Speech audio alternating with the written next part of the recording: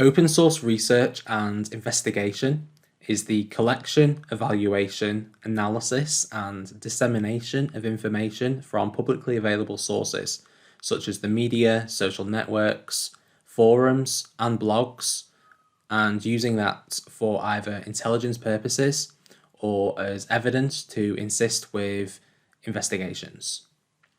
It involves taking this relevant publicly available information and collecting it with the goal of gaining knowledge on either a person or a business that you've deemed to be a threat.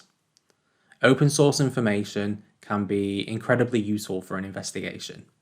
You can collect personal data on a person, such as their name, their date of birth, their address, their job, as well as their habits and details around their lifestyle, such as the vehicle that they drive or where they frequent.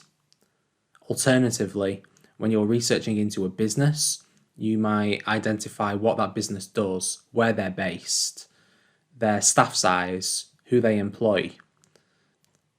This information that we're collecting allows us to build up a picture of our subject and identify what they are like. And we can use that information and build up enough of a picture to put together a solid intelligence product at the end of it. The National Police Chiefs Council defines open source information as publicly available information, i.e. any member of the public could lawfully obtain the information by request or observation. And they state that it includes books, newspapers, journals, TV, radio broadcasts, news wires, the internet, news groups, mapping, imagery, photographs, commercial subscription databases, and grey literature. Now, this is an incredibly broad definition of OSINT. It essentially states that anything that you can find available that is publicly available is considered to be open source. When people talk about OSINT, these days they're generally talking about internet-based OSINT. But it is important to remember that OSINT predates the internet, and historically it's come from a lot of different sources like newspapers and journal articles. Something that I think that is really important to cover is what OSINT is and what differentiates open source information from open source intelligence. OSINT is developing in its use far beyond its original law enforcement and intelligence community focus, and it's now picking up in other sectors like cybersecurity and investigative journalism. All of these people use the term OSINT to characterize what they are doing on the internet. However, OSINT is something that's very specific, and in a lot of cases, when people say OSINT, they mean open source information. Intelligence, including open source intelligence, is something that you create rather than something that you collect. Intelligence is actually a three-stage process, which is made up of data, information, and knowledge. And sometimes things that are presented as OSINT are actually just open source information, which is only the second stage of the intelligence process. To give you an example of how this works, when we go on social media and we type in the name Steve Adams in a Facebook search bar, then we might get hundreds of results. This is raw data. This is only the first stage of intelligence. The person that we're looking for might be in there, but there's so much unfiltered data that it's essentially useless to us without further work doing. So then we move to the second stage, which is information. Information is created as a result of gathering, organizing, and processing data when it's done for a specific purpose. So in the case of our example, this is where we evaluate our list of results and try and narrow it down. And we might do that by using filters on location and school, and that might help us limit it to a limited number of profiles or even just the one. If we put in Lancashire and the school that I went to, it's going to bring it down to a limited number of people that are called Steve Adams, and ultimately it might find me.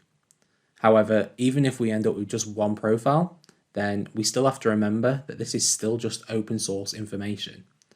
Now, when people collect a Facebook profile, they will quite often refer to this as OSINT. However, it is still just information. We haven't done anything to that or added any value to it that makes it something that we can act on. It's not even necessarily something we can trust because we don't know it's the right person yet. And even if it is, we don't know that the person that set up that account is in fact our subject and not someone else. The final stage of the intelligence process is knowledge. Knowledge is an understanding of the information that you hold, and you create knowledge through analysis and research of strands of information. Even within the intelligence community, you'll still get disagreement on what amounts to intelligence and what is still information. However, I think it's important to recognize that this can vary depending on what you're working on.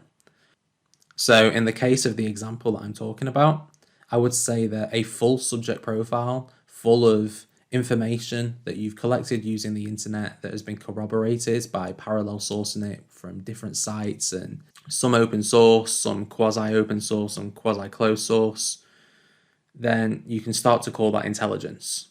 Using social media alone, there's an element that we can't trust it for the reasons I've discussed. We can't necessarily say that this person is being honest. However, when we bring in sources like Equifax, we know that the quality of the data there is much higher. We know that what is there is ultimately going to be true. So we can put a lot more faith in it. So if we're looking at a list of associates on Facebook, then we can see who their friends may or may not be, who their family may or may not be. When we compare that to Equifax and we can identify who they currently live with, and then find those people in that person's Facebook friends list, then we have a really good idea that we're looking at the right person and that we have a good idea of who their network is. These are the key people that are important to them. So that's where we're seeing intelligence rather than information, because we have a real, true, honest understanding of this person, at least in that element. It's really important to remember that intelligence and OSINT, as part of that, is the combined process of all three of these stages: data, information, and knowledge. We only have open source intelligence once we've completed that final knowledge stage. Collecting information in itself isn't OSINT. The crucial step that turns open source information into open source intelligence is proper evaluation of the information. And that is ultimately the most important part, because that's what makes information actionable.